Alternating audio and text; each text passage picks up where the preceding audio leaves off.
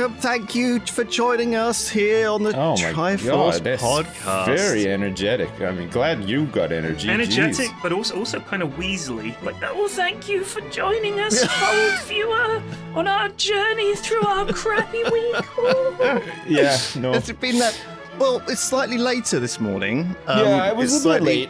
Sorry, my wife, she had a appointment at the hospital, and I was still waiting around for her, and she finished up, but by the time we got back, it's a little bit late, so, you know.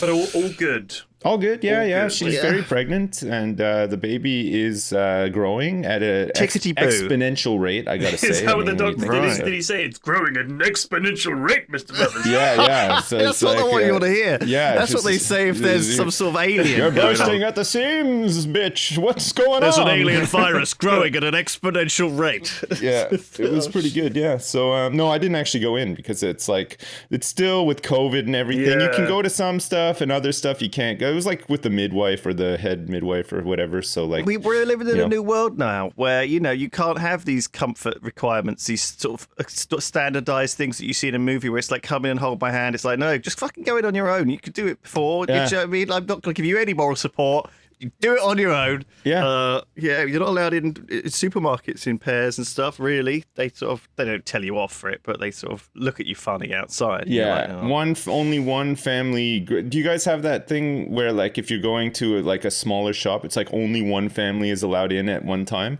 When we get in there and there's nobody else in there, man, we like pitch a tent. We're there all day. Like, it's amazing. You get the whole store to yourself. You're looking at stuff that you're not even interested in just because you have the luxury of not having like that one old lady breathing down your neck or standing in front of you. Like, you're looking at something, she's not interested in it. And the minute you start looking at it, all of a sudden she's just like up in your grill looking at it and stuff. Like, okay, come on, I get it. I mean, but now she can't come in at the same time. So I just seem to see no more than 2 customers in the shop is the sign I see on the smaller shops like newsagents and off licenses and stuff. Yeah. So there's like a little queue of people waiting outside, and I'm always judging the people in there. I'm like, God, why is he spending so long looking at the peanuts? Just pick a bag of peanuts, and you can see. Well, I think it's because people are so bored with being locked down and stuff that they're interested in stuff they've never been interested in before. Yeah. All of a sudden they're like, wow, peanuts are super interesting. What's the ingredients on this one? They have to look like, oh, peanut, of course, it's just peanuts. I never knew. Like, they're just amazed by this. Oh, shopkeep, these ones say with vegetable oil and these ones say with sunflower oil. Could you please explain the nutritional differences and the flavor differences between these 2 kinds of peanut? Well, I'm glad you asked, young man. These ones have vegetable oil, which comes from vegetables. Which vegetables? And I bang on the door. I want milk! I want milk! But then when I'm in there, oh, shopkeep, wait this your turn, milk. sonny. I'm explaining to this good lady about vegetable oil. I've got all my own questions when it's my turn as well, to be fair. Yeah. Could you tell me what you were telling him about the difference between vegetable oil and sunflower oil? Mike, could you explain it to me in the language of love, Spanish, please? I'm very bored. I need to spice up my life. Well, hola, amigo. Muchos gracias and mi casa su casa. Okay, well, see you later. Bye. I think that would go well. I get the impression I'm rushing though, because I'm conscious of all those people outside. There's certain things like a bookshop you want to take your time in. A lot of people like chill out in a bookshop and they let themselves relax. They wander around. They don't really want to buy anything. When was the last time you went into a bookshop and actually bought a book? Man, every time I go in. It's different when you have kids, Lewis. You buy lots of books. Like, especially if you don't want your kids to be dumbasses, you have to buy them books. It's true. Like, if I'm going to the bookshop, I pretty much always come out with books, either for me or for the kids. I feel like every time I see anyone in a bookshop, I see them full of people, but no one's actually going to the counter and carrying anything there. And I'm always just looking at stuff as well. I'm like, You think it's a big browsey kind of thing? It is, like, and it's nice. So it's a nice experience. Like, they're very cozy and comforting. And that's why they end up with coffee shops in them and stuff. I think that was because they were going bust. I think that was the big thing. Is like, how can we make some money? Yeah, how can we make some money? Because I remember Borders. Do you remember Borders? I remember Borders, yeah. So there was a Borders that opened in Bournemouth. It was fucking huge. It was absolutely massive. It went back for miles, and I loved it because, I mean, it was completely literally unworkable. Miles. It came out exactly the wrong time because all of a sudden people just started buying all their books online and it all went to shit. But because Amazon used to just sell books, like that was the thing, right? Amazon was like a bookseller. Yeah, I remember. And now it's everything. But so Borders was there, and it went back all like absolutely miles. And they would have in the print section where they did all the newspapers and magazines, they would have all like American magazines and newspapers. Like you could buy The Onion as a paper. Like it was, but The Onion started off as an actual newspaper before it became a website and everything. It was a newspaper.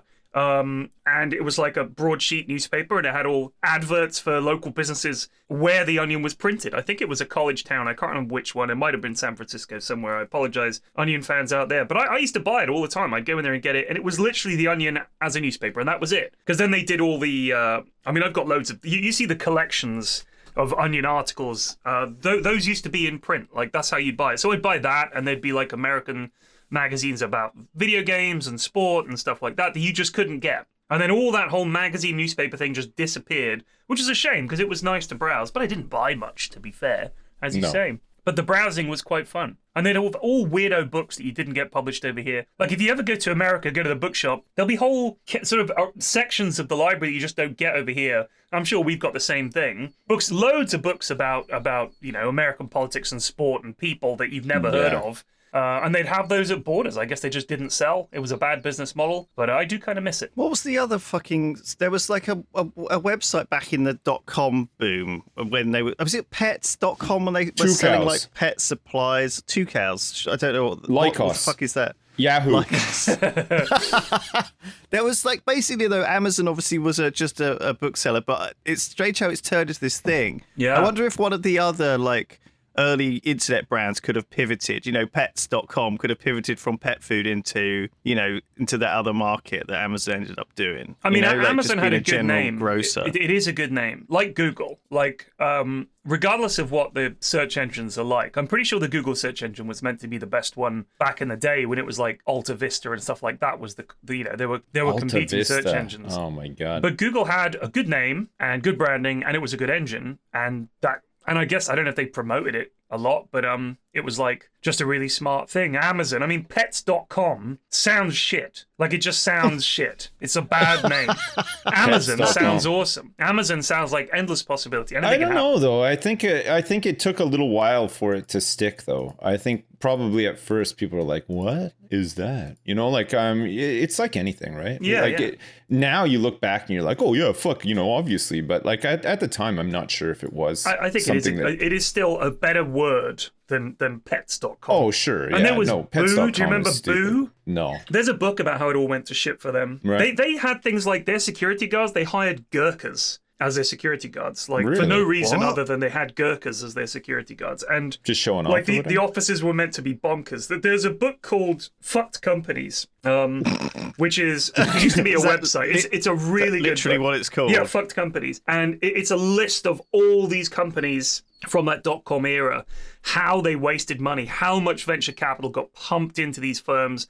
They would hire like 200 people. They'd have these amazing offices in Manhattan somewhere and everything, and then they just piss all this money up the wall. Yeah. All these companies in that bubble, that .com bubble, were all desperate to be the next big thing, and only a few were. Google, Amazon. MySpace came and went. Facebook was after all this .com bubble. But like a lot of those were built to sell, right? And I think that's why they pumped in a lot of like eccentricities and stuff like that, and got like nice looking offices and everything, because it was all just to sort of like create this image, right? Of this is what you're buying. You're buying something so cool, like you're old, you don't understand what younger people want and are into, and this is what it is, and pay billions for this or whatever. That was kind of the start of a lot of that. It's exactly like you said about pets.com, about why companies like that failed, is because there were companies that had this idea that you would do your food shopping online. And people just weren't ready. I honestly think a lot of these firms were ahead of their time in a way. Obviously, their execution was terrible a lot of the time.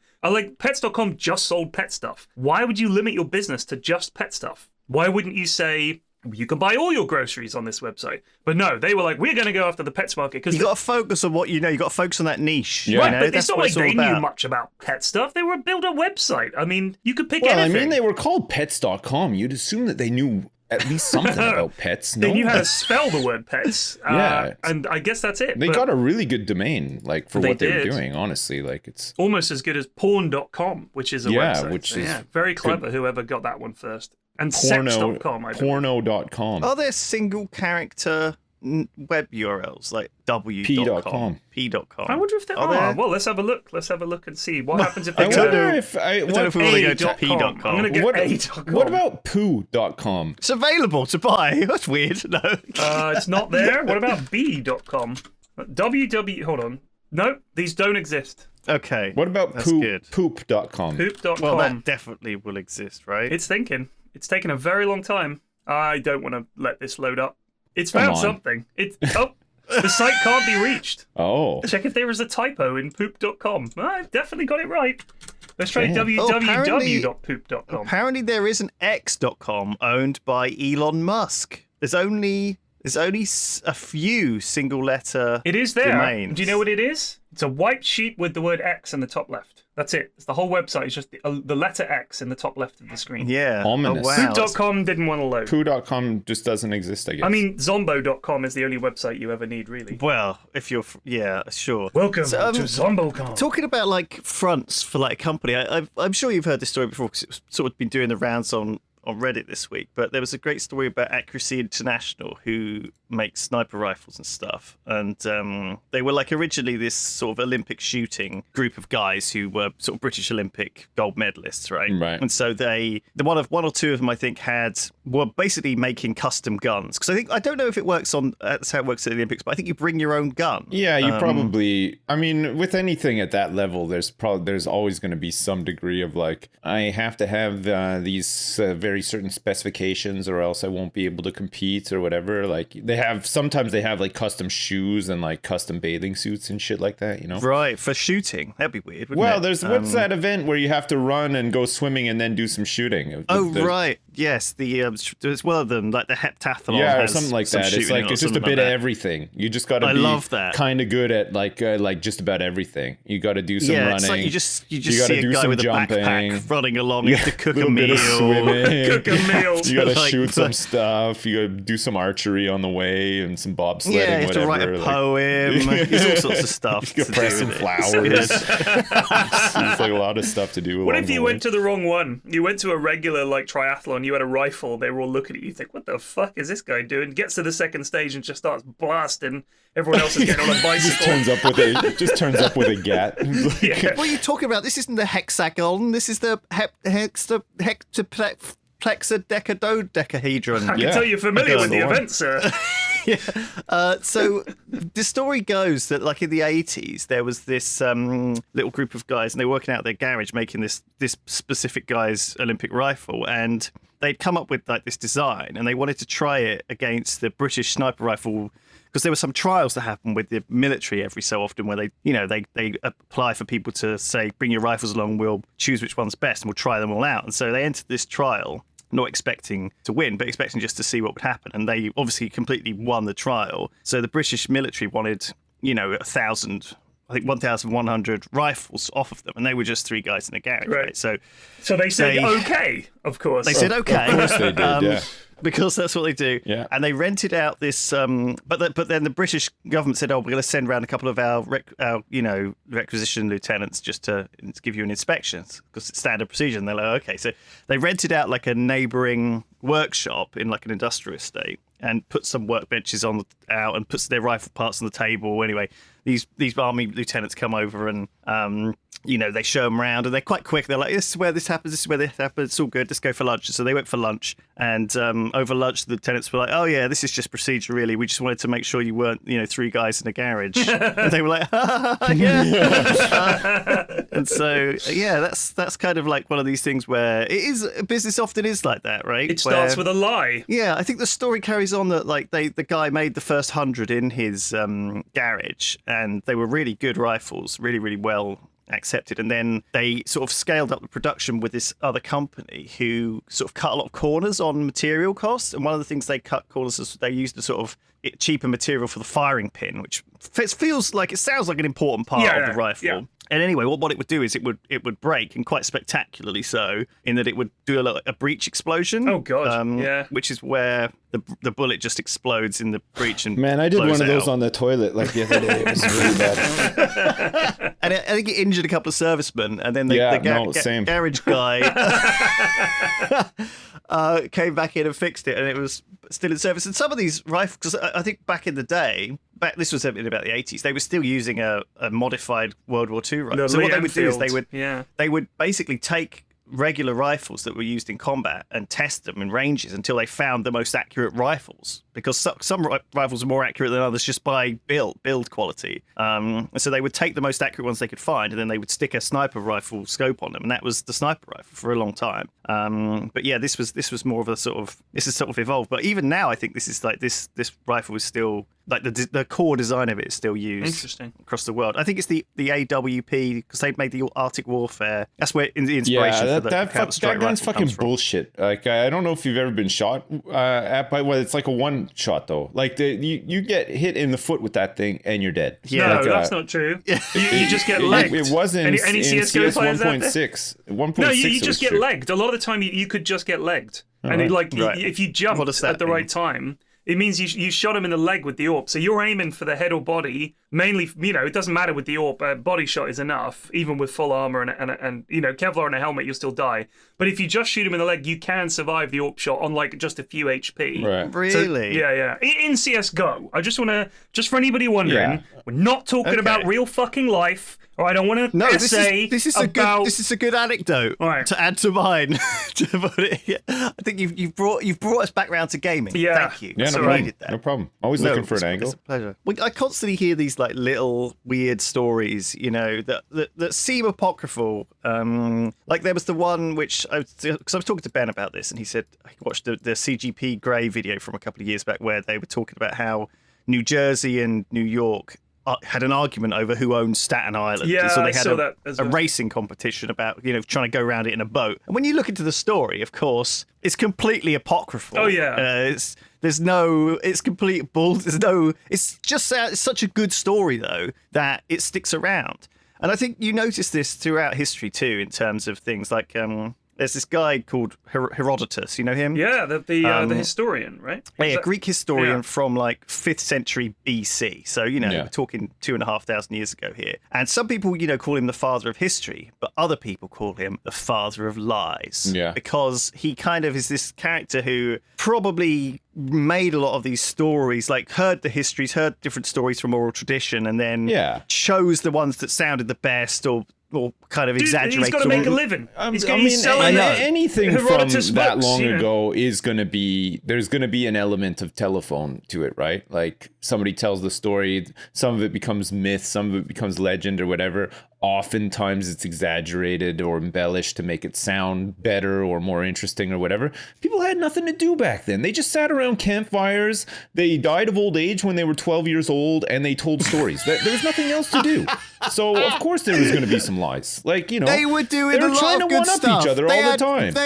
They were very enlightened. The Greeks. Well, did I tell you the one about Jason and the Argonauts? I just made this up just now because Tony told a really cool story that I'm trying to one up or whatever. But people are people, right? It doesn't matter the day and age. It's just nowadays there's more stuff documented. It's true. We have archives of things, and we have proof that something has happened or not. I wonder if more people nowadays are being forgotten than ever before. But okay, by which I mean like the person who you could be so anonymous on the internet, right? There might be like an amazing Reddit post, and then the creator of it deletes his account, so you never know who that was. Right? It's like I saw this thing on Reddit this week of a guy called apparently a baseball player with one of the worst pitching ratings of all time in the league, but they don't even know what his name is. His name is something Lewis, right? And he was Brindley, Lewis. It wasn't So I think this is a story from like 1905 or something, where he was brought in as a sort of trial pitcher, did a couple of innings or whatever it is in baseball. I don't know, the throws, a couple of you were right. rounds. You were right, innings. Yeah. Sure, and they he was so terrible, and I think they wrote in the paper that he was the most dreadful, useless person or whatever, and they put him out to the field, and then he was never appeared again. But of course, he's lost to time. Like, no one knows who he was, anything about him other than his surname. Right. He went, and so like, even like, in recent history, we can easily forget people. I'm just saying, like, or lose people, and it certainly feels like that's long enough ago, 100 years, 120 years, that no one is alive now to even recall that person with any degree of kind of accuracy. Yeah, you're right. Yeah, that guy's probably smiling in his grave as well, because he's like, oh shit, great, I sucked really bad and nobody remembers. You know what I mean? Like that. That's how I hope I go out. That is true. We do forget things, and things are lost, like the name of that picture, for example. But we didn't even know how many people there were 2,000 years ago. There are estimates, but nobody is conclusively, this is the correct answer. Like, most 99.9% of people aren't even written down anywhere. Like, the whole of humanity was just lost. You lived and you died, and there was no record of it at all. You left nothing. That's even scarier, I think. Yeah. Like, at least now, there is detail. I mean, if you, in 1,000 years' time, presuming we don't destroy ourselves and everything, there will be records, permanent records of that we existed, and our names, where we were born, and when we died, is all there in the register, who our children were. That is there. That data is preserved, whereas it just wasn't. I mean, when they talk about ancient battles, they always refer to the number of men fighting on each side, and there's like the actual accounts from the time, and then what they probably were. And it's normally like you have to divide it by 10, because they're normally like 200,000 archers fired on the 800,000 spearmen, and 1 million men were killed. And you're thinking, that doesn't make sense, because that doesn't add up. There's probably like maybe like a Van Halen concert versus 12. Yeah, it was nuts. Like, well, you say that, but there were historians throughout history. There was this guy called Thucydides. Was there, though? Do you have proof? And he was... Do you have any of his hair clippings or nail clippings or anything? Can we do a DNA on him? No? Okay, well. Isn't it Plato or Aristotle, one of them they say wasn't a real guy? He was like a bunch of different people, like Shakespeare. People aren't even sure Shakespeare was a real dude who wrote all those plays. Like Kaiser Soze as well. I mean, same thing. Kaiser Soze! You're right. Yeah. Well, to some extent, some of Shakespeare's plays that aren't necessarily guaranteed to be from him. And that's relatively recent. You're right. But the same thing with the books of the Bible, the authors... it varies on how long after Jesus lived that they actually even wrote those books. Allegedly lived, Lewis. Allegedly lived. Well, I don't know. Some things there's little evidence for, but some things there's a lot. Like this Thucydides was in... Oh, I don't know if I'm saying his name right. But I only read about there's him a guy on called Wikipedia, Josephus. So I haven't been educated. So here's the problem. There's a guy called Josephus. He was a historian. Supposedly... contemporary to Jesus. He was a Roman historian, and supposedly, you can look all this up, he said there's a guy called Jesus and a bunch of Christians follow him and believe in him, and this is happening over in Jerusalem or whatever. And the problem is that quote has been modified. So the actual quote is, there are some people who believe that there's a guy called this, not there is a guy called this. So history has changed.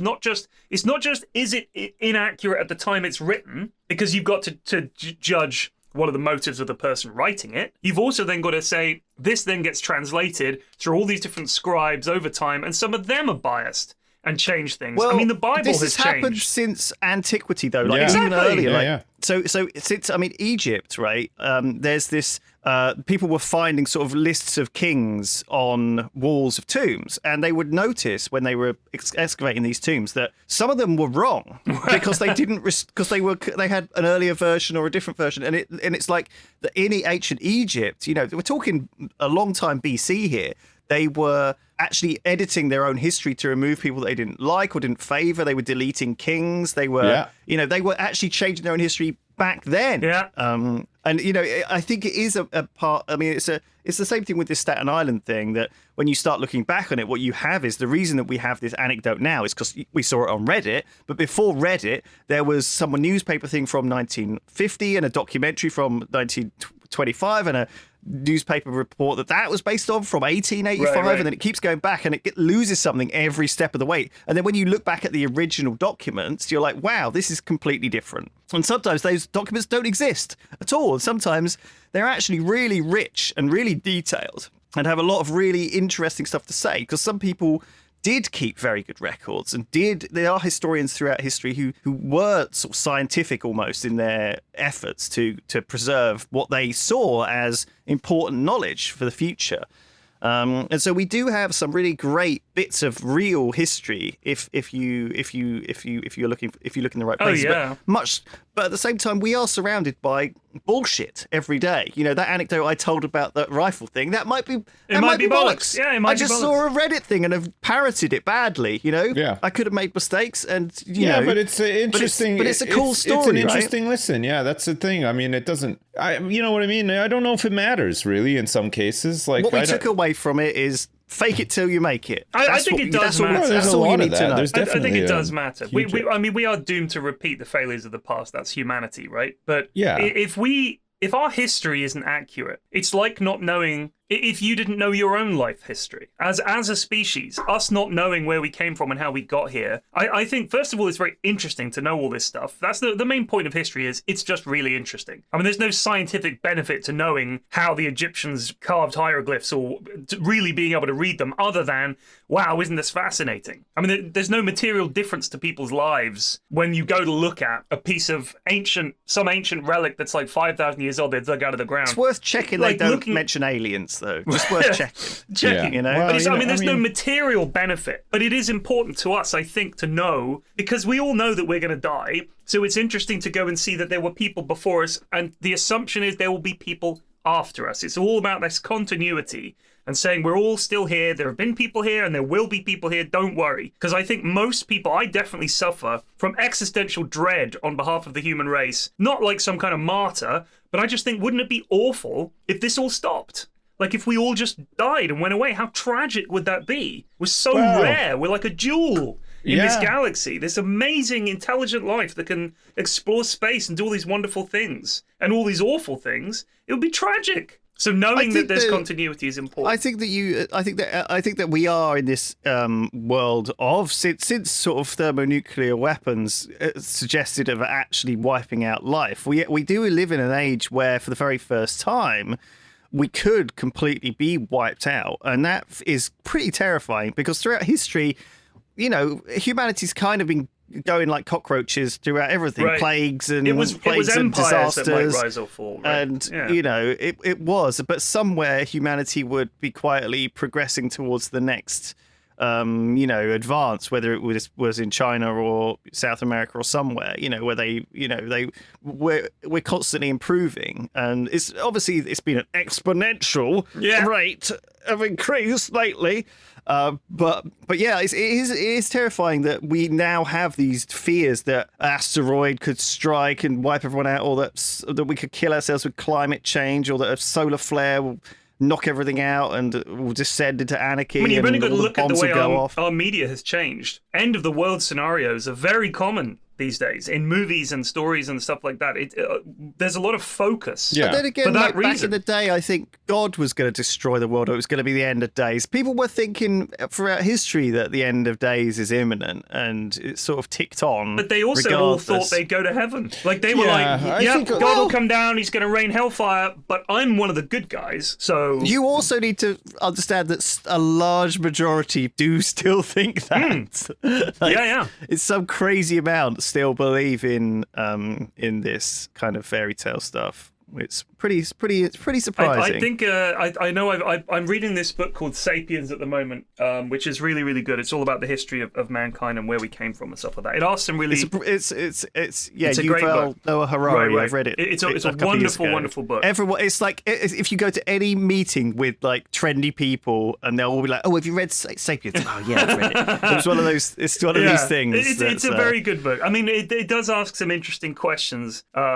So sometimes, like, a lot of the stuff he says actually makes you question, like, your opinion about broad things. Like, the chapter one at the moment is like empires, and he said that throughout history, people, one way or another, have lived under some kind of empire. Whether you even realize it or not, the influences of those empires stay with us. Yeah. They stick around. So, for example, when the Roman Empire fell and everyone was like, yay, we're free or whatever, they still spoke the same languages and they had all these vestiges of that empire. So the influence of it is so vast and it permeates so much of your society that it's impossible to really say that the empire didn't have a lasting effect. There is no freedom from it. Once you are in it, you're in it for good. And even if the empire falls over, you are still going to live that same life because your society has changed according to whatever the dominant empire was at that time. There's stages of it too, though, right? Like sometimes these empires start very small as like a revolution against an existing structure or whatever. Exactly. And there's a lot of popular support for it and it means something different than it eventually becomes. Right. We remember an empire in its final days and that's what it's remembered for. But in some cases you remember a fallen empire for some of the good things that it did or introduced to the world or whatever. And I think now, especially nowadays in modern times, we have that ability to look at it from all angles rather than maybe centuries ago where we might not have looked at it that way. We might have just thought, oh, it's old, so it's bad.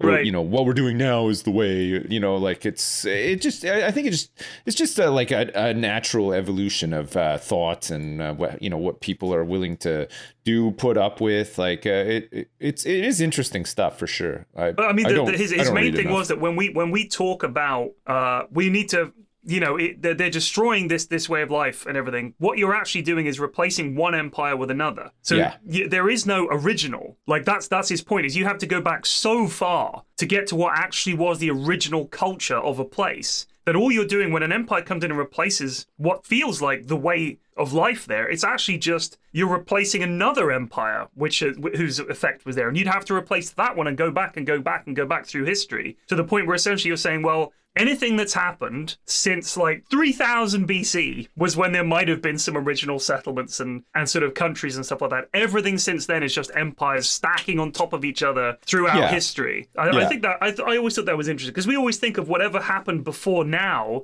as being the original. That's the way things used to be. So the example he gives is India. And India, prior to Britain yoinking it and taking it over and being dickheads, prior to that, the people like, oh, they've taken our way of life and our empire. But they'd already been conquered by a previous empire, which was like whatever the empire was in India. So that wasn't the original way of life. And actually, you'd have to go back past that one and that one. And I thought, wow, I never really thought of it that way. Like, we come to accept. I think the original empire that took it over was actually the Pennywhacker Empire, and went on to do a complete map paint, total world domination, with promoting a religion of nudity. God. Yeah, CK2. Where you covered the entire. That was a real epic achievement. I saw the pictures. I couldn't believe it. Sure was. Yeah, I couldn't believe it. Man, it was frustrating though. It was a frustrating task, but I did get there in the end. It does amaze me. The game breaks. It's just not. The game was not designed for you to do that. Clearly. But what amazes me is I didn't think you were designed to do that. Like you personally, Sips. I didn't think that you would be able to put up with that bullshit. Because like me, you're very sort of, fuck this, and I'm done. Yeah, no, there was many times where I was like, fuck this, I don't want to do it anymore. But you get so far down a road where you're like, man, I just have to do it, Yeah. I don't want to let down my fans. I don't want to, let down myself. My mom, my God and everything. Like I just owed it to everybody at that point just to see it through, and I got there. I crossed the finish line. Have you played Stone Shard yet? Yeah. Is that one that looks really nice? It's like an RPG, or is that horribly hard? It's really my God. So I played it yesterday, and the tutorial level is hard enough. Like getting out of the tutorial is like, fuck me, this is hard. There's a boss fight at the end of the tutorial. And I had to do it like 10 times, and I finally did it. It was very tough. It is a hard game. I had some gripes with it at the time. I didn't like it that much from what I remember, but I can't remember what the gripes were. I got into it. I really liked it, but I had to quit playing because at a certain point, there was a ghost enemy who had 99% physical evade. And I couldn't escape. Yeah. And I didn't have anything that didn't... Because I was playing the warrior or whatever, so I had nothing that did anything other than physical damage. And so I literally couldn't beat him. So I was like... what the fuck? Yeah. And so that's when I rage quit that game. But it is an excellent game, and hopefully maybe they change that. I rage quit about 10 minutes after the tutorial. So I did the tutorial. Sure. Okay. 10 minutes I in, remember rage quitting that game as well. But it was for the simple reason there's no way to fucking save. Like, the difficulty I don't mind, but the only way to save is you have to go all the way back to town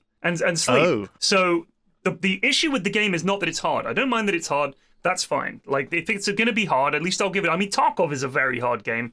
But when I die in Tarkov, I don't lose everything and go back an hour. No. It's madness. Yeah. It's madness to design a game this way. And I was talking about it because I played it yesterday on stream. People have this idea that being able to save the game is like some recent coddling of the gaming community. And, nowadays you can just save any time. In my day, that wasn't how they designed games. They couldn't save the game. We had a horrible experience where we had to do the whole bloody thing again. You that we just physically done can't again. save the game. That's why it's there. I think the thing with designing a game though is that it's a balancing act, right? Like, if there's something really hard in the game, it has to be balanced out with a payoff for it being hard, right? But in some cases, I find that a game is just hard for the sake of being hard. It's like a half-baked mechanic or half-baked idea, and it doesn't make sense. Like, I don't know who sat in a room and decided it was a good idea when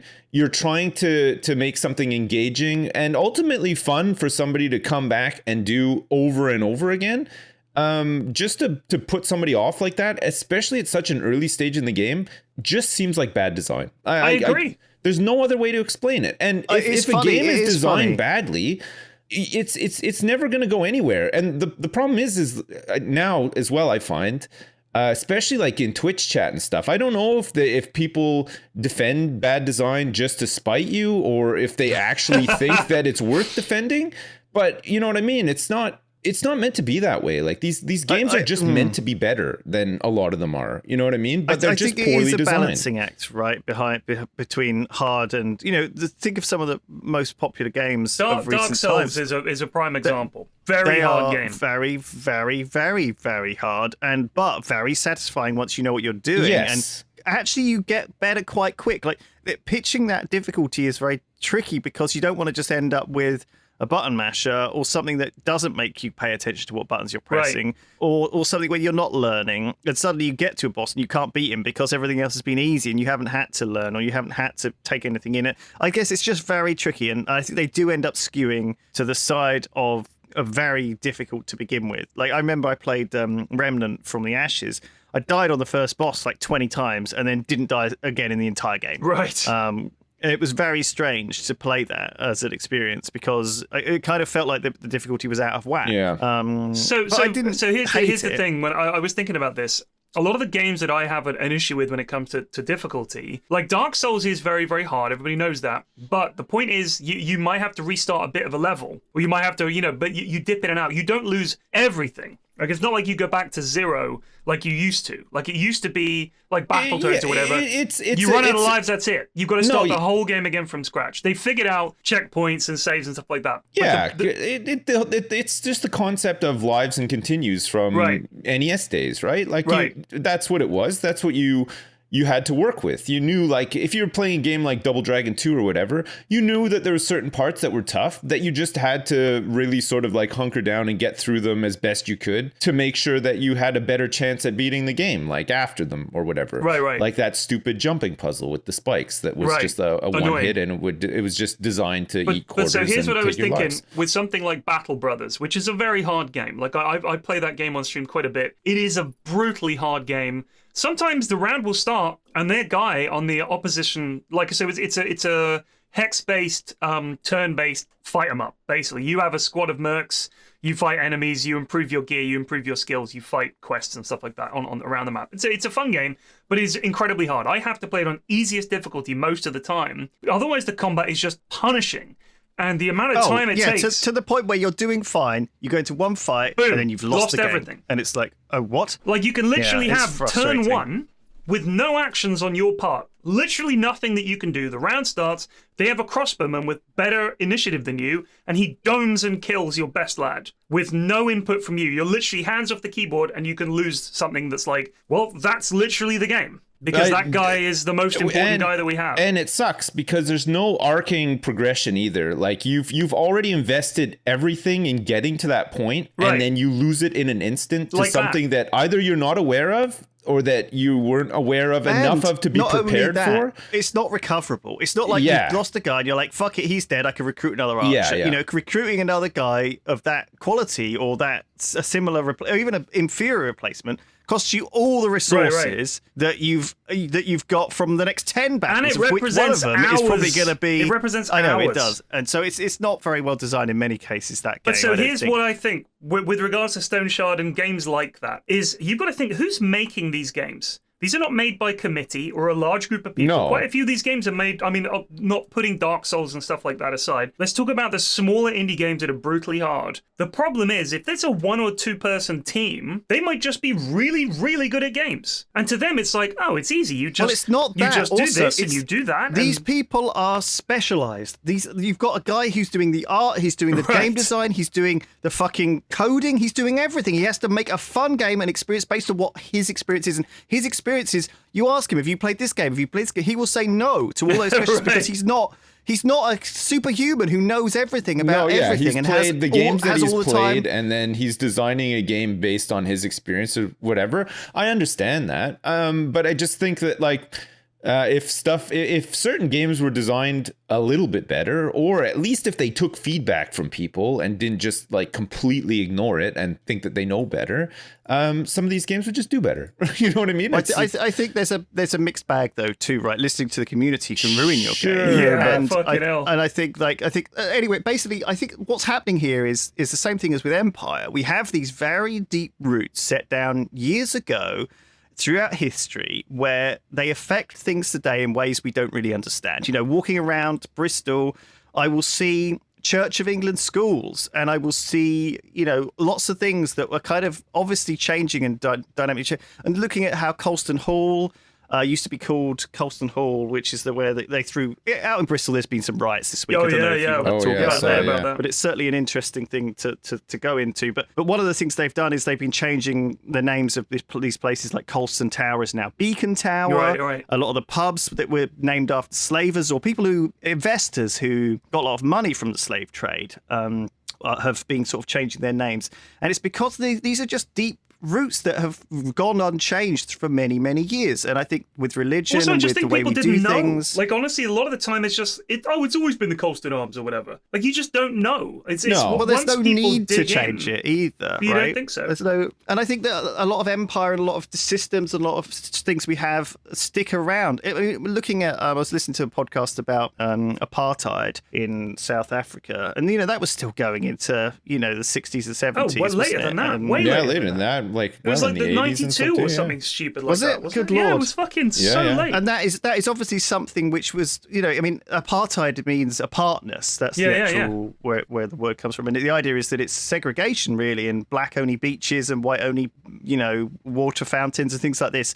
And it was astonishing that has been so prevalent. And you realize it is from this very deep-rooted racism and very deep-rooted sort of thing that's so ingrained in the society and the empire that you can't change it. And a similar thing with video games, we're 37. I'm 37 years old. I'm just assuming on my age. I'm 27. But we've been playing games for years.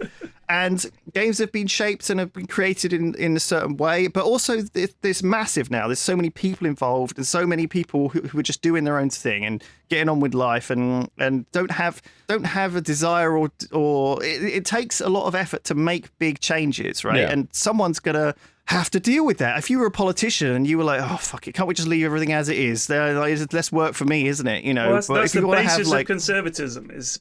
We don't need to change. Everything should pretty much stay the same. It's fine as it is. That's the nature of conservatism. It's like the laziest idea ever, isn't it? Well, yeah, but it also really appeals to people. I mean, here's the thing. If you've grown up in an area, let's say you've grown up in Bristol your whole life, as I'm sure many people have, if everything to you seemed fine and people come along and start changing it, in your mind, it doesn't need changing. Like the core belief of conservatism is, why can't we just keep things as they were? Like, why do we need to change things? Everything's fine as it is. It's a very selfish point of view, which is, I don't think it should change. And even if changing things, like the name of a fucking place or taking down a cocking statue nobody cares about, even if that to you means nothing, it represents change, and change is bad and scary. And I think in the minds of some people, why are these people meddling? They're just messing with things. It doesn't matter to me, therefore it doesn't matter. And that's the problem, is that when something really does matter to people, if it doesn't actually fucking affect you, and it doesn't, why are you so against it? If it really does affect people, that the idea that a fucking slave trader has a pub named after him, it should change, because what difference does it make? It's still a pub. But it matters to some people. Just because it doesn't matter to you doesn't mean it's not an issue. And I think that's the problem, is we're very self-centered and focused on, well, it doesn't matter to me. Load of bollocks, isn't it? It's like those people, if you see on Twitter, like when MF Doom died, I think The Guardian or a couple of other newspapers published like MF Doom. It was a legendary rapper. He was a fantastic rapper. Yeah. He died. Half the fucking replies were, "Ooh, never heard of him." And that to me represents the same issue that you have when you want to change the name of something is, well, I've never heard of it, therefore it's not important, but I still feel that my voice must be heard. I don't understand this. I don't know what it's about. I disagree. Yeah. Just because I don't like change or things that I don't know about. It's the same deal. I hadn't heard of this Colston guy before all this happened, but once it was brought to my attention, this guy was a fucking slave trader. And by the way, a lot of people in Bristol made a lot of money from that. We all did back then. If you say that needs to be addressed, suddenly you're these upstarts and all protesters and everything. How is it not the right thing to do? It blows my mind. Yeah, I don't What really is your understand. fucking hold on this? Why do you want to cling to the past you didn't even know about? I agree. I don't know why it means so much to people on the side of don't change anything. I don't get it. I don't get what their investment is in it. It's like, oh, well, the statue's been there forever. Exactly, you never even fucking notice it. So why don't we just take it down and replace it with something like a bit more appropriate? It doesn't matter. Like, if it doesn't matter to you, you shouldn't care about it coming down either. Like, it's... Well, companies keep... proactively rebrand themselves, don't they, every 10 years, because their brand feels like, oh, it's a bit old, a bit of a boomer brand now. Let's just rename ourselves Zazzle. And then suddenly it's like the new fucking thing. I think there is this thing where there's this idea of, which I always remember from reading Foundation, Isaac Asimov, when I was younger, and I'm sure you've read it as well, P-Flex. I actually haven't. Loads of people keep telling me I should. That's really insulting. Just like, I look and it's so big. It's a very classic I haven't read it, sci-fi. but you didn't even consider me as a candidate for somebody who would have read it. You just jumped right to Flax. You're like, oh, I'm sure. Me and Flax being intellectuals, I'm sure Flax has read it. This dumbass over here probably has not. He's just going to make some more poop and dick jokes now. As someone who wrote a sci-fi book, which was very much inspired by these old sci-fis, I assumed he'd read one of the most famous ones. Also, to be absolutely fair, Sips, you did say within this 50-minute recording, I don't read much. Like, you literally but said I thought maybe he didn't hear that. That was just a throwaway comment. We listen to you. So anyway, there's this idea of psychohistory, which is kind of I'll just go to the bathroom. I mean, this is just going to be far too much for my little brain, of course. So it basically says that, you can't predict the future, but you can predict the actions of very large groups of people, such as an empire. So you can see where the empire will be, or in this amount of time, and make kind of like broad predictions about history. Like, if we know where the population of the Earth is going, we can see how many people it will have by this date, and if things keep going this way, if you put we can model. The idea is that you can model the future with history and sociology, and look into the past to see what's going to happen again, because history has this habit of repeating itself. It's a very interesting concept, but Bristol certainly has like a history of rioting throughout history. And fairly regularly, like just before we came to Bristol in 2011, there was this thing called the St. Paul's Riots, and we actually had our office was actually just on the edge of St. Paul's. Well, that's an area that's sort of coming up now, isn't it? It's like being gentrified, and it was like a little bit around sort of like Cabot and stuff, right? It was. Yeah, I mean that has its own issues, because that kind of squeezes out people with lower income, which is a bit of a problem. I mean, that's the nature of any gentrification. Is that, I mean, it surely, if you go to these places before they've been renovated, that they are not great places to live. Like, they just aren't. And the fact is that coming in with some money, doing up the houses, building some new buildings, new shops, new amenities, it also forces government to build better links to those places and things like that. People can now commute from there to work. It does improve neighborhoods, lowers crime, raises education, all the rest of it. In theory, but it does push people out. The people that were living there get pushed out. And they can Get no longer displaced afford to live there. often. Yeah. Or it's like, why wouldn't I sell? Like now my house is worth 5 times what it was 10 years ago. So I'm going to sell. But then where do I go? So they have to move out to another neighborhood and they're pushed out. And those communities get destroyed. So there are ups and downs to both sides. And it was largely, I mean, talking about sort of slavery, although Bristol was very involved in the slave trade and has, a lot of history with that. But, I mean, even before, what we consider to be the main area of slavery, there was, we were selling Welshmen and Irish people and English people as slaves back in like 1100, 1200. I thought you meant like recently.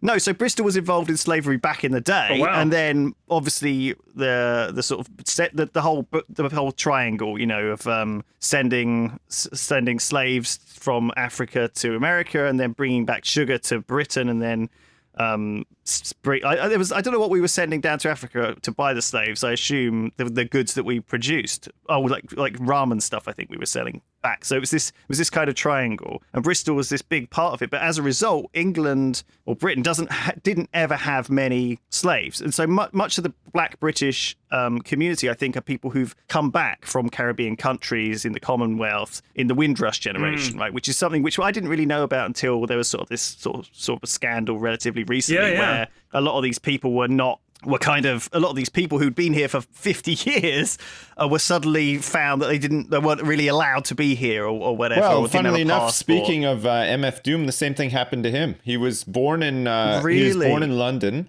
His parents moved to New York. He was raised in New York. He doesn't even remember living in England ever because he was so young when he moved to New York. He lived in New York his whole life. 1 year, he decided to go on tour. Came back to the States, didn't have documentation, and they're like, sorry, you can't come back. And he was just like, okay. And then had to move to the UK. Really? Yeah. MF Doom lived in the UK? He did, yeah. He moved to the UK, I think, in 2010. Because he had to. They just wouldn't let him back in. Wow, and he that's was crazy. away from his family for about 2 years as well. Because his wife and kids were still in New York and they had to move over. He just couldn't get back. It is pretty amazing how shitty all this visa situation is. Even between UK and USA, it's so difficult to move around. It's crazy, really, how difficult it is. Bearing in mind we're two of the most, safe and successful countries in history, potentially. The fact that you can't. It's so difficult for people to be with their family. I'm just stunned about that. Anyway, but that's unrelated. So there is this very big, especially in St Paul's, there was this big community of largely, I guess, like Black people of African Caribbean descent, right. but now just British, as British as you get. Yeah. But they were kind of being harassed, I think, a lot by the police, and this is only 10 years ago. There was this place called the Black and White Cafe, which was like the most raided cafe or premises in ever by the police. I think they raided it like 300 times. It's insane. Yeah. And so eventually I think it just people just got angry, and there was one time they raided and they were taking some stuff away. Like I think they were taking some alcohol away, and it kicked off into a sort of a little riot, really. And I don't think anyone was killed. I think a lot of people were injured on both sides. So these riots they had the other day, did you see any of it? So obviously the first thing I knew about it, because I'd been out that day walking around Bristol and I hadn't seen anything, and I heard all these helicopters like in the sky, and they're so loud. Yeah, you really can tell what's going on. And so we then I got a text off my mum saying, "Oh, are you all right?" And I was like, "What do you mean?" And she was like, "Oh, there's some riots going on in Bristol." And I was like, "Is there?" And obviously, I was like, "Oh, well, I guess that's what all the helicopters are." And so I was looking up on the news, and I didn't know as much as you, really. And then the day after, I went over to have a look, and basically what had sort of happened was it had been a fairly. So we got this after the previous thing where the Bristol hit the news because they chucked the statue in the canal. There's now this new sort of crime bill, which is kind of cracking down a bit, and you can get 10 years in prison for destroying or damaging a memorial, which is what that counts as. So the people who did wild. That's fucking crazy. Would get 10 years. I mean, the thing is, how different is that to like somebody there's a case over here recently where a guy they found a ton of like images like child porn and everything, and he got like 2 years for it. And you think that's much more damaging than somebody tearing down a statue. You go to prison for 10 years for that. That's crazy. It's just completely out of whack. It just doesn't make any sense. It does feel like a little bit of a... then again, obviously, there's always circumstances. It depends what people do. If they bomb something or, I don't know. There's different levels. If someone bombed Tower Bridge, I think that would be quite different to hitting or throwing a paint bomb at like a slaver statue. Yeah. Anyway, I think people in Bristol were unhappy about this thing. They did a march, and then I think a few people took it obviously way too far and started kind of like setting fire to stuff and graffitiing and smashing the windows at the police station, which is quite a ballsy thing to do, really. If you think you're having a riot, you go straight to the police station and start shelling that, which is kind of like, you'd think it would be the opposite, right? You think you try and do it as far away from the police stations as possible. It's kind of like, I don't know, like well, imagine you got to go in after the GTA. Death Star, Lewis. Like, you don't go and attack some outpost. You go to the Death Star. That's the Rebel Alliance I kind of way. respect that. So one of the things I saw on Twitter was that the Somerset and Avon police had sort of posted, due to COVID, please don't attend this protest. Please protest virtually. And I was like, you're fucking joking me. Please attend virtual protests on Zoom. What good is that going to do? Do you know what I mean? That's almost insulting to the point of kind of, I think, stuff like that, like being so out of touch and being so kind of, I don't know, that almost to me annoys me, stuff like that. Do you know what I mean? So I think a couple of people were very... but obviously what you have is some people who just want to cause chaos in this. And so you end up with kind of a problem. So it's I think a few policemen were injured and some things were set on fire, but right around the next morning, and the only thing around there was a few sort of boarded up windows and one burned out bin and a load of TV cameras, a load of like BBC TV team, like loads of cameras just on every street corner looking at a building. It's like, they'd obviously sent all their police or their film crews down, so it was just a road full of cameras looking at nothing. Because there wasn't really... I mean, that area is a bit of a shithole anyway. It's always a bit of a mess. It's not like it's fucking, some beautiful complete mall right. or, some elegant... Are you right now thing. being the... I couldn't tell the difference guy? Is that what you're doing? I kind of couldn't. Okay. Yeah. No, just checking. So a friend of mine there was a conversation on Facebook. I didn't dip into it because I sometimes like to read my friends' conversations on Facebook and just stop there's them. no point getting involved, Just creep them. So a friend of mine was saying that he's agrees with the protests and fair enough, but why did it have to descend into violence? Why did they have to do this, that, and the other? Yeah. So a lot of the time, the way that we're told about these protests is obviously via police spokesmen and establishment news like the BBC and stuff like that. And they don't want to come out and make a statement of any kind of political statement. So the way they report these things is always very careful, and the wording that they use is very calculated to create a very clear division so that people can say, oh, I'm sure that, it was a bit of 6 of one and half a dozen of another. And nobody really blames. The protest happens and we feel bad for the protesters, but they hit a van. So, it's sort of, it's an even fight and you don't need to pick a side. That's pretty much the way it's presented. And one of the things you'll often see is police injuries. It'll say 7 police officers were injured. So there was a Guardian article you can find about this. There's a protest a while back. I think it was one of the ecological protests. And they listed 7 police injuries. And due to a Freedom of Information Act, they went and got a list of what those injuries were. 6 of them were insect bites. 1 of them was toothache. These are the official police listings of what those injuries to the police were. Anything that happens to them whilst they're on duty counts as an injury. Right. And it's injured at this riot. Therefore, you look at the newspaper headline and you see 7 police injured and you think, wow, they really must have been cracking heads. And I'm sure that, rioters were fighting back and all the rest of it. Yeah. But a lot of the time, it's absolute bollocks. So the way it's reported is very important. And what we don't hear, when these riots are happening, it's not often it's an that interesting you get point. a reporter in the middle of it. I found out about this via the national news, like the 10 o'clock news.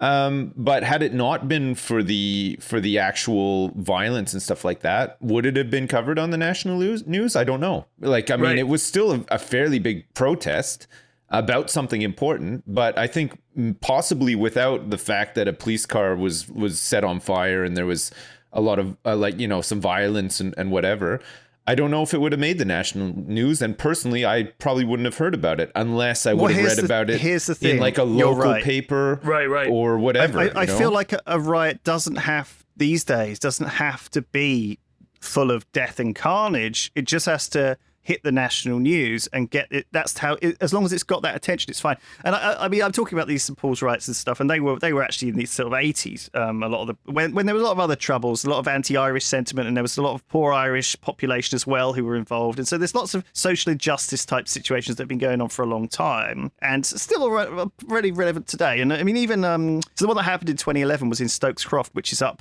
kind of Gloucester Road. It's the kind of sort of trendy Banksy area, of Bristol, kind of quite kind of grimy, homelessy, pink hair, kind of, that attitude. Very chilled, very nice place actually to live. But they had so their riot in 2011 was about the opening of a new Tesco Metro, because they were sort of raiding these squats and stuff to move people along so that they could for this gentrification, open up coffee shops and all the things that yuppies need. Yeah. All the vital work. And it kind of made this. It kind of upset the community, and I think it kind of ended up with this sort of kind of very, very, very loud and explosive and very colourful riot. But probably the only injury was when the police went to the pub afterwards and accidentally hit one of the other ones with a dart or something. I don't know. Do you know what I mean? Like you said, it's kind of like it wasn't conventionally, but that, in a sense, like that's. I think these protesters also don't want to hurt people necessarily. They're just angry and they want to make a noise. Yeah. And some of them do want to cause chaos. There are definitely some people that like anarchist groups and stuff like that go to protests like this. Of course, yeah. Because they literally want to dismantle the state, and this is their sort of expression of that. And I'm sure anyone that's been to protests will know there's always some people there that are looking for trouble. But equally, I think the idea that the police are not also, some of the riot police are also looking for trouble. There was a documentary following the riot police in London having a big bust up with, I think it was National Front or BNP, or it might have been some of the Tommy what's his name's lads. And the officer going in, they were like, "What are you hoping for at this riot?" He goes, "A bit of sport." That was one of the riot police took it. He wanted a bit of sport. In other words, he wants it to kick off. Yeah. Like, they want the fight. Why else would you fucking join the fucking riot police? Like, you want there to be trouble. Yeah. So how do you, like, they're not just there to keep the peace. They are there in case it kicks off.